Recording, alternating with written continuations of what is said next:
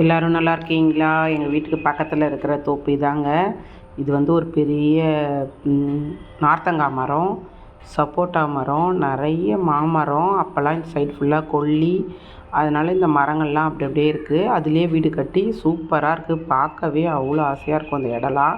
இப்போ மழைன்றனால கொஞ்சம் இதுவாக இருக்குது, ஆனால் இப்போவுமே சூப்பராக இருக்குது. நாங்கள் போகும்போது காற்றடிச்சிச்சு, அப்போ ஒரு மாங்காய் ஊந்துச்சு. எடுத்து பார்த்தா நல்லா பழமாகவே இருந்துச்சுங்க ஓரளவுக்கு. அப்புறம் நிறைய வாழை மரம், தேங்காய்லாம் நிறைய அங்கே கொட்டுது. தேங்காய் மரமும் இருக்குது.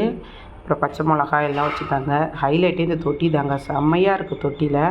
தொட்டியில் தண்ணி, அந்த பக்கத்தில் இருக்கிறவங்களாம் வந்து தொட்டியில் வந்து ஜாமான் கழுவிக்கிறாங்க, துணி துவச்சிக்கிறாங்க, எல்லாமே யூஸ் பண்ணிக்கிறாங்க. அழகான வீடு, தோட வீடு மாதிரியே வீடு. அது உள்ள ஒரு சின்ன அடுப்பு வச்சுருக்காங்க, இட்லி குண்டா அந்த மாதிரி எல்லாம் வச்சுருக்காங்க. சமைப்பாங்க போல இருக்குது தேவைப்படும் போது. அழகாக இருக்குது. அவங்க வீடு வந்து ஆப்போசிட்டில் இருக்குது, மாடி வீடு. தோட்டம் அவ்வளோ அழகாக இருந்துச்சு. எல்லா மரமும் இருக்குங்க. சப்போட்டா மரம், மாமரம் நிறைய இருக்குது, நார்த்த மரம், கொய்யா மரம், நிறைய எல்லா மரமும் இருக்குது. பூசை மரம் மாதிரி வச்சுருந்தாங்க. வெயில் நாளில் செம்ம குளு குளு குளுன்னு இருக்கும். நான் எப்போயாவது இந்த சைட் பக்கம் போனால் அங்கே நின்று சும்மா வேடிக்கை பார்த்துட்டு வருவோம். இன்றைக்கி நானும் என் ஃப்ரெண்டும் தான் போனோம். இது தாங்க நார்த்த மரம். நிறைய குட்டி இருந்துச்சு போன வாட்டி போனப்போ.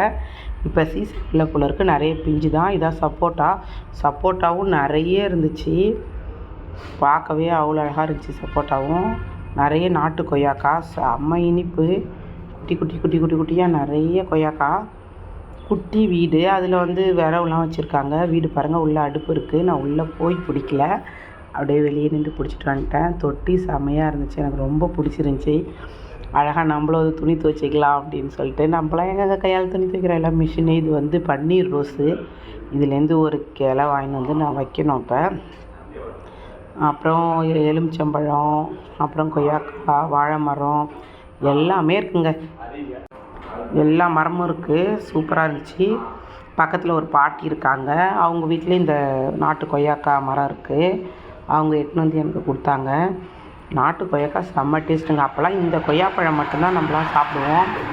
அதே மாதிரி முருங்கைக்காவும் அவங்க வீட்டில் இருக்குது. எட்டுன்னு வந்து கொடுத்தாங்க. நான் காசு கொடுத்து வாங்கிக்கினேன்.